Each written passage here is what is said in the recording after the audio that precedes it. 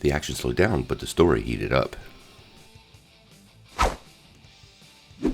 Hey guys, thanks for tuning in to Comic Book Nostalgia. I'm CB Nostalgia, and today we've got our review of the 7th episode of the 2nd season of Titans. But before we get started, I wanted to remind everybody about our first contest. We're giving away a Blu-ray copy of Spider-Man Far From Home. To get on this contest, all you have to do is be subscribed to the channel, leave a like, and a comment. Well, after last week's cliffhanger, this episode doesn't disappoint. Before we dive in, I wanted to remind everybody there's going to be no spoilers, so we'll withhold quite a few story details. But don't forget, we do a recap video, which will be linked at the end of this video and below in the description, so check that out too if you want spoilers. So right off the bat, clearly the theme of this episode is torment. Now we do follow up on Connor's story from last week, and we get some nice resolution to that, but this episode is more about Jason Todd and Dick Grayson.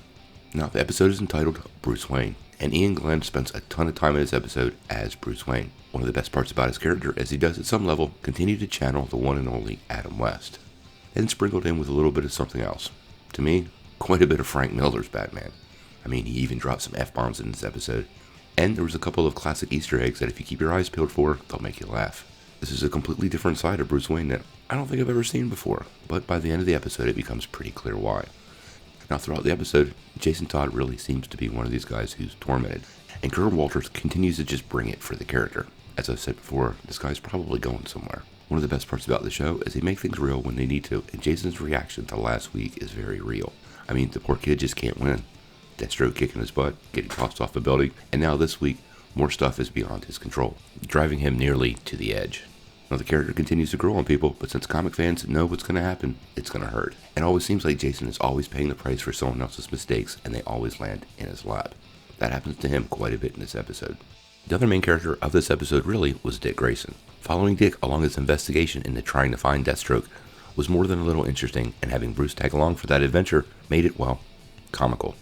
We got to see a different side of Dick Grayson this week that we've never seen before, all the way up to and especially including that end scene with Jason. Dick's been carrying a lot of weight, and it's finally coming out in his character and affecting him deeply. We find out what he did this week, but not with full details or in a way that gives us some context. I really love how Brendan Thwaites has brought Dick Grayson to life this season. He's the leader of the team, and you can really feel his pain, and the actor is doing a really great job bringing that character to life in a way that connects to fans. Not something that's always easy to do, and often it's underrated when it happens. The story unfolds nicely, and although there's not a lot of action this week, we get some serious progression to the overall storyline. Now, it starts to get a little scary because we start to realize we're on the back half of the season now. This was episode 7, so we're obviously going to get some resolution to some of these storylines very, very soon. There was an expanded role for several other characters this week, Corey in particular, but most of this episode really did focus on Dick Grayson and Jason Todd.